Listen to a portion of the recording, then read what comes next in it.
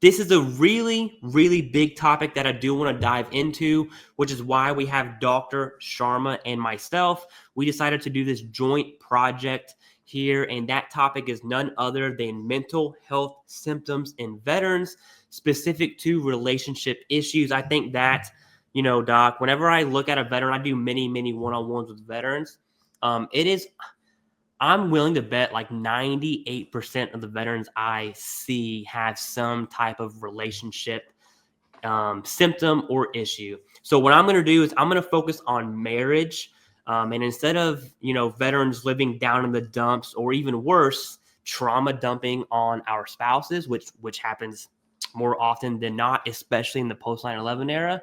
I'm going to share some of my personal experiences with mental health, healthcare, and what I did. But before I do all that, Doc, go ahead and take it away, and let's dive into this black sheep of a topic. And I'm really interested to hear, your medical perspective, because you are a board certified psychiatrist. I'm sure you want to say a disclaimer before you get going, but go ahead and take it away. Yeah, absolutely. Thanks, Clay. Thanks for thinking about this idea as well. I think it's super important. And yes, this is not medical or psychiatric advice. Of course, you want to talk to your, primary care doctor or psychiatrist or therapist. But I think it's very important, and especially with relationships. And we look at it from the perspective of mental health because are so many symptoms that can really interfere with relationships and communication and a few different things. So I think the immediate symptom that I think about is irritability. I think that is hands down one of the most problematic symptoms that folks have. And this comes with almost any mental health conditions, especially PTSD, depression, anxiety. Basically, small things can set off big emotional reactions. And part of it is that fight or flight center that we have, the amygdala, which is on high alert almost all the time when you have something like PTSD or anxiety. So any comment, any situation can feel like a huge threat. Anything, a small comment that your spouse might say or somebody else around you might say. And one other thing that I usually talk about is this conditioning that we get in the military. And I think this is huge because in training and even when on active duty or, doing what we need to do, our training is to react quickly and strongly to any situation almost. Mm-hmm. And we're always told like lives are on the line, we need to act quickly or something bad might happen. This was drilled into us. And so the instinct is to react in the same way. And this can cause us to snap. It can cause us to overreact, kind of add fuel to the fire, with these arguments that we might get into with our spouses. It might cause us to snap at our kids, and I think another thing that plays out is when we think about irritability, we always think about irritability directly with the spouse, which of course is common. We also have that irritability with the kids, and then our spouse might see that and get concerned, and then we also get irritable with people around us, and then in public, right, with somebody in a restaurant or in a grocery store, and then our spouse can get concerned about that too, and I think I have a question. I'm sorry to butt in here. It is going to be a curveball of a question. I do apologize for that. So I know irritability, that can look like anything from domestic violence on like a severe scale to like you're going to 7-Eleven and you're getting, you freak out because you're trying to buy a Dr. Pepper and something happens and you just have this little moment, this episode, and there's kind of a spectrum on there. And I like how you brought up the kids as well. Is there any way that you can speak on relationship issues, like being like a veteran connecting emotionally with their children or like sympathizing, playing that father figure? Do you see that as a common symptom in veterans when it looks at relationship issues? I know we're going to focus on marriage here, but if you have children and you're married, that is a huge, a mom will murder you for her children. And so we don't want anyone to be unalived. And we certainly don't want to damage our children, right? Exactly. No, and that's a great question and topic. I think it's something that we always have to be mindful of, and it is a big thing because kids, how and we did this when we were kids, right? How do we look at our parents? We look at our parents, and later we model our future relationships on what we see in our parents, and so that's why it makes it even more important for us to be mindful of how we're interacting with our kids, our spouse, and people around us, because again, the kids are always looking at what we're doing and mimicking what we're doing. And so I think it's super important. I think that with kids, innately, kids are really good at testing our patience, Yeah. testing our boundaries, right? Um, when I think about it, like, they don't have that fully developed like frontal lobe, so they don't have inhibition, they don't have filters. They say what they think, and so that can become like really challenging. So it's an ongoing battle. I think we have to keep reminding ourselves, and it goes back to that quick reaction that happens where it can even involve and I like how you mentioned that there's different levels of irritability, right? There's the super severe irritability. That's kind of when I see veterans who tell me that they see red, you know? Hmm. They get into this kind of rage mode, and it's actually hard to control their actions, right? Not giving I'm always careful to say, behavior is something that we have to take responsibility for ourselves. So I'm not saying we can excuse everything, but there's an element there that's difficult to control it, or it runs away from us before we can catch it. Uh, so hopefully that answered part of what you were No, asking it with did. It regards to did. that. And I don't want to, I'm not going to give all my personal details of my life, but I've definitely had, I like how you worded that. And I'm glad you did, because we do have to take responsibility for our own actions. But when you're in the zone, so to speak, and you are seeing red, I'm just thinking of like times where I've had, crash outs really hardcore, and maybe I broke some things, maybe I threw some things, I don't know. But the way you said that, I'm like putting myself back in those moments. And I know we have responsibility for our own actions, but it's like every single thing in your body, it's almost like your body makes you do it. Instant regret too, especially if you like break a door, you're like, God, that's at least $800, right? Yeah. And it's just, which is a weird effect, because it's almost a calming effect too when you realize, yikes, I shouldn't have done that one. Absolutely. Yeah. That instant regret is strong as well. And you're totally right. It is something that in the moment you're not able to control. So it's kind of a balance. We do have responsibility for our actions and our behaviors, but at the same time, we want to look at some of those things that we've done in the past and not cause ourselves to feel too guilty as well, Yeah. and say, yes, these are things that are rooted in these emotions, right? And when we think about irritability, I always like to keep going back, like, how kids ask, like, why, um, so irritability, why? Well, that really comes from other underlying emotions, right? And so when I say PTSD, depression, there can be guilt that's underlying all of that, and that's why it comes out. There can be insecurities, defense mechanisms underneath it. So there's always something else underneath it. And it's important to keep track of it, be aware of it, confront it, and maybe even do therapy or some other strategies or meditation or counseling, whatever it is, to try to get into those symptoms, and figure out, okay, why am I reacting this way?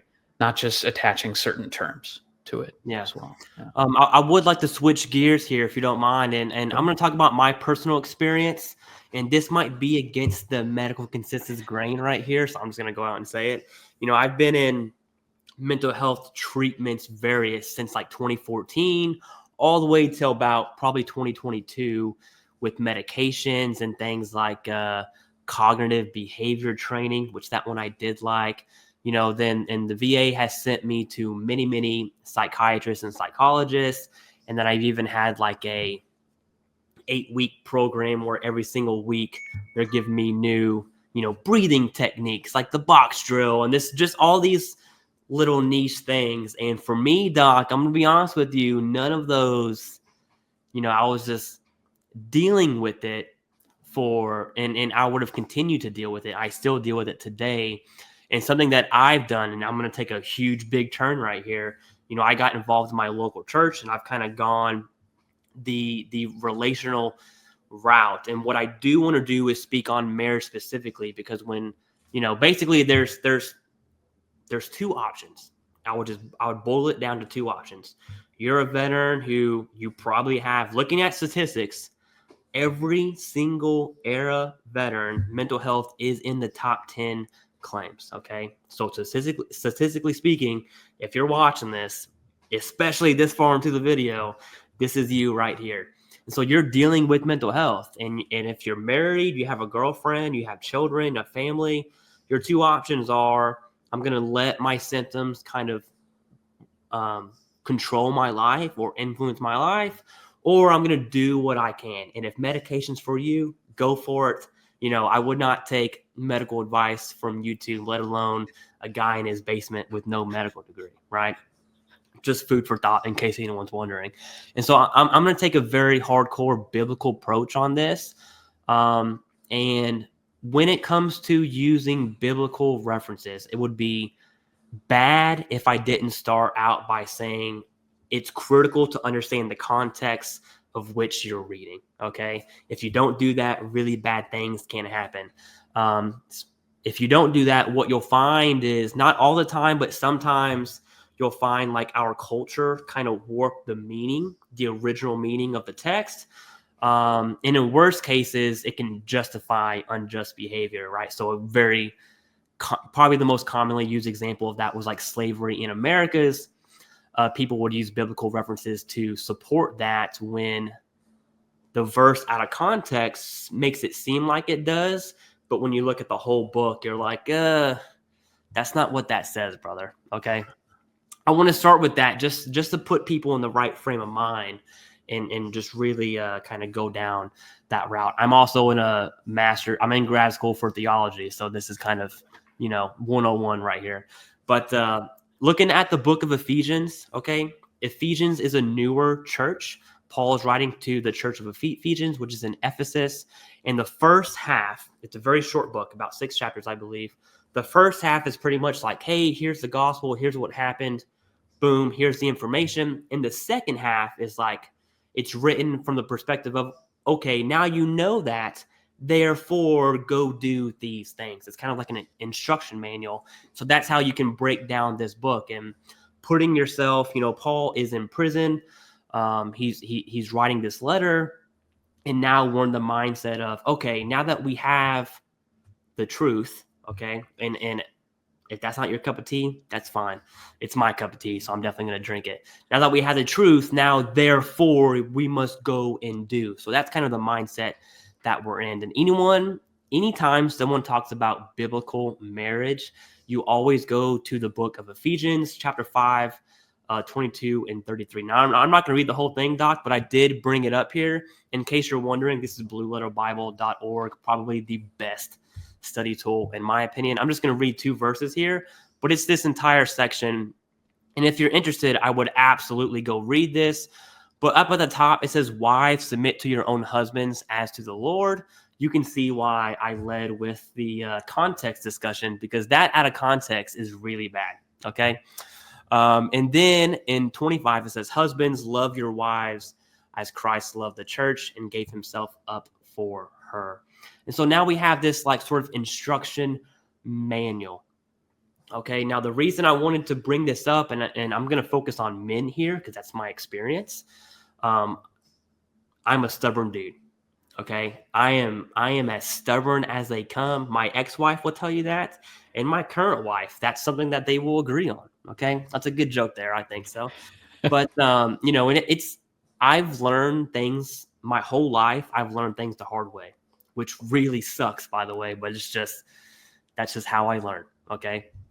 And as veterans who are married, I would argue that if you don't like what you're getting from your spouse, I would look at what we're giving. right? And so if you're giving your spouse these symptoms like irritability, although you may feel like you can't control it, it's easy to put blame on, my PTSD from Afghan, my PTSD from Iraq. That's easy to do. And to be honest with you, that's the truth. That is the blame. But at the same time, and I love how you brought up taking ownership of your behavior. At the same time, you also have to own that. And so if you made it this far in the video, I would just look at, do a reflection and say, well, what am I giving in this relationship? Am I loving my wife to the point where she wants to submit? Okay, now don't look at submit as the American cultural word of the submit. You have to look at the formation of the early church, right? Wife submitting means like building the family, keeping the family strong. The husband's going to lead that. And even though Valentine's Day just passed last week, Doc, even though I think cards and flowers are stupid, I think it's the dumbest. I genuinely don't like them. Okay. I went out and bought a card anyways. I didn't want to. I did it anyways. I think it's dumb. I got one that was easy, that had a scripted message on it anyways. Then I signed my name, your husband, Clay. That's it. And that small action, although I think it's dumb, like doing those things is just a really good start. And it's the little things. You don't need to do a VA home loan, construction loan and build your own house from the ground up and let her design it. That's awesome. If you can do that, do it.